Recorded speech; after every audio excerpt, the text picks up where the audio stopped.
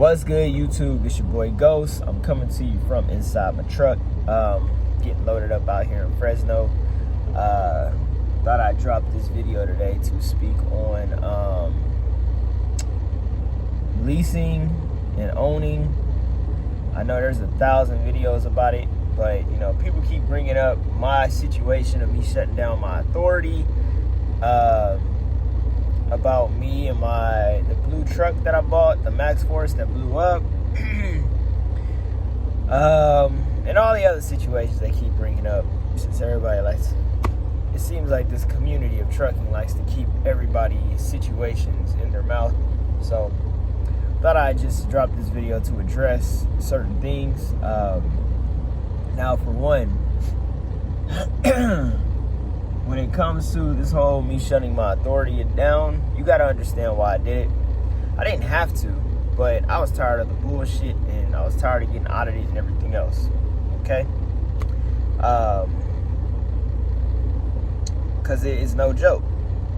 And I'm going to tie leasing into all that too. Now, when it comes to that blue truck, people got to realize I bought that truck. I knew the job was dangerous before I took it, and as soon as it blew up, I went out and bought a whole nother truck the next week. So at the end of the day, you know, you take gambles. I like taking risks. That's just me. You know, there's no reward without the risk. So at the end of the day, now let's rewind back to shutting the authority down, because let's say I went out and I decided to lease a bunch of trucks under my authority. Now, you lease a bunch of trucks under your authority, so you have basically $3,000 payments a month on, we'll say, a few trucks. Now, during the time that I had my authority, I went through so many drivers. My trucks sat a few times. Just like right now, my trucks are sitting.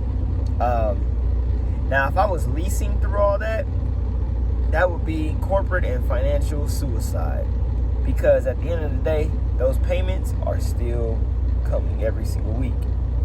Now, with your authority, having the lease, if you decide to get an authority and just lease all your equipment under your own authority, you're going to commit corporate suicide if you don't have some direct shippers, some direct dedicated freight. If you don't have them trucks on something dedicated and you got drivers on standby at all times, you're going to go under. You're going to go out of business. Now, if you decide to lease onto a carrier, one of these big carriers, then yeah, it's a smart idea. You can lease a bunch of trucks, because at the end of the day, drivers always revolve and go to the big carriers before they do the small ones. And all the big carriers have all the named top accounts and dedicated freight. They have a lot more freight than the small guys. So of course, it makes more financial sense to lease onto a mega carrier and start a fleet of lease trucks than it does trying to lease them under your own authority. You're going to commit corporate and financial suicide if you don't have the accounts to back them. At the time when I was doing my authority, I had dedicated freight. Ask any driver or any of my owner ops. They'll tell you I had some bomb ass accounts, some shit that most people would never have dreamed of accounts. I had freight for days. I had more freight than I could do it. I was giving people my prices on the freight. That's why I got loyal drivers to this day that hit me up saying, "Hey, do you got freight?" Because they knew I was shelling that shit out like crazy. I'd be like, "Hey, I got this load. I'm going to stick it at the yard. Just go pick it up and run it." Like, I had a legit ass setup. Like, you'll never find somebody out there that was doing it like Ghost was doing it or Steel Hoggin was doing it, because we were doing the damn thing. I just had a bunch of fucked up ass drivers. But at the end of the day, I know how to get accounts. I know how to do all that. I know how to make the money. So I still didn't decide to go out and lease a bunch of trucks because I knew the type of drivers that are out here. I don't want that much added stress. Having your authority is stressful enough. But leasing a bunch of trucks is 10 times more stressful because you have way more money coming out. So if you do it with the carrier, like LaShawn does, of course, you can come up with a bomb-ass just way to do it. But if you're trying to do it under your own authority, you gotta tread water lightly because, that's a whole nother monster. And that's what people don't understand. You can't base, like, we'll say LaShawn's situation off of my situation, because he's leased onto a mega carrier that has consistent freight all year round. That's got damn near over 1,000 trucks on the road themselves, versus a little guy that's only got maybe 4 trucks onto himself.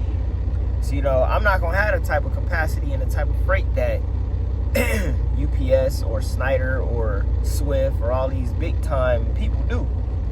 So, you got to strategically plan out how you're going to actually do it when it comes to leasing. So that's why I say, like, for me in my situation, leasing was not the way to go because you just look at you look at the pros and cons and you weigh it out. Now, for, we'll say, LaShawn's situation, his situation, he's leased onto a carrier, so boom. Most people will revolve to that carrier when it comes to getting drivers. When it comes to the smaller owner-operators, people are kind of standoffish with us. We have a bad reputation. But, I mean, it's the business. It's what it is. But when it comes to, everybody's situation is different. So, you really got to look at, if you decide to lease a fleet, you got to, really weigh it out.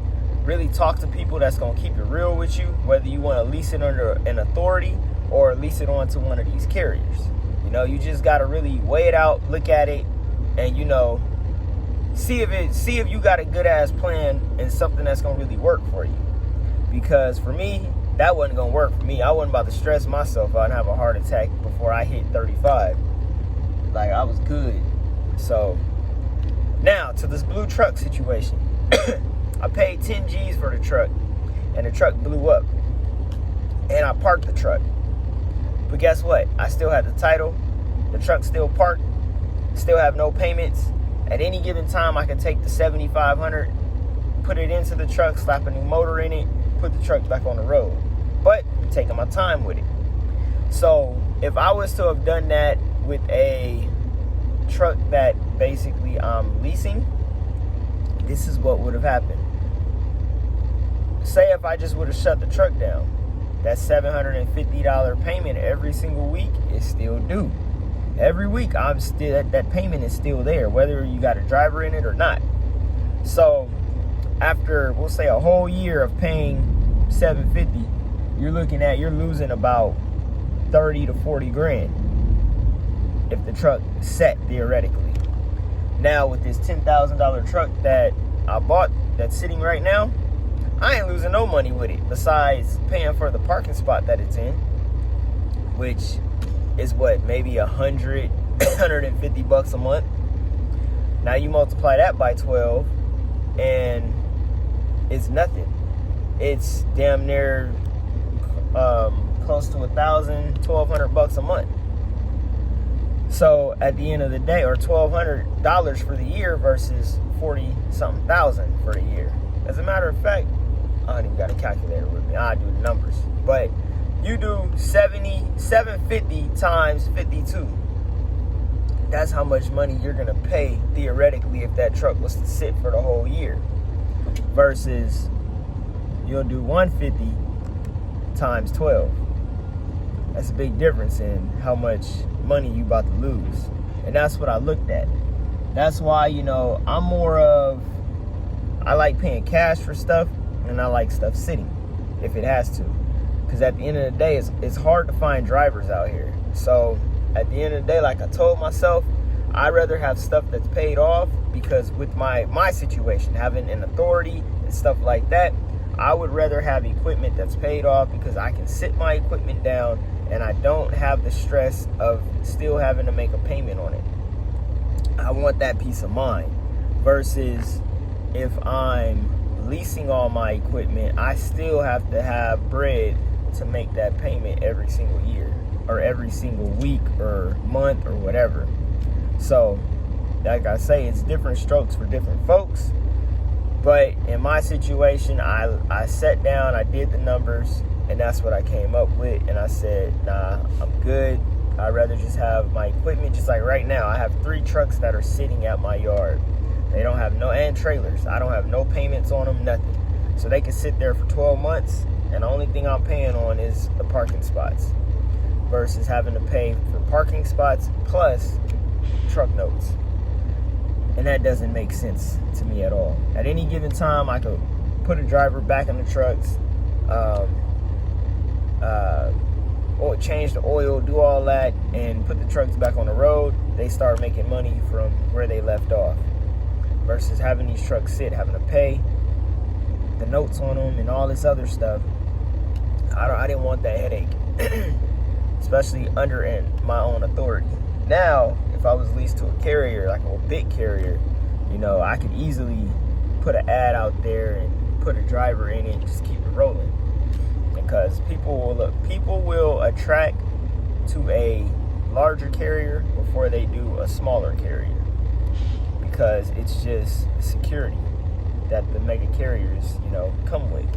So, that's my best advice when it comes to, or that's, my opinion on leasing and owning. Is different strokes and for different folks. Everybody's situation is different. You just got to basically look at the big picture of everything. So, people can talk all they want about my moves, but trust me, my moves make a whole lot of sense versus why I didn't go another route or this route. So I hope this shines some light. And that being said, love, peace, prosperity, and I will catch y'all in the next one. Deuces.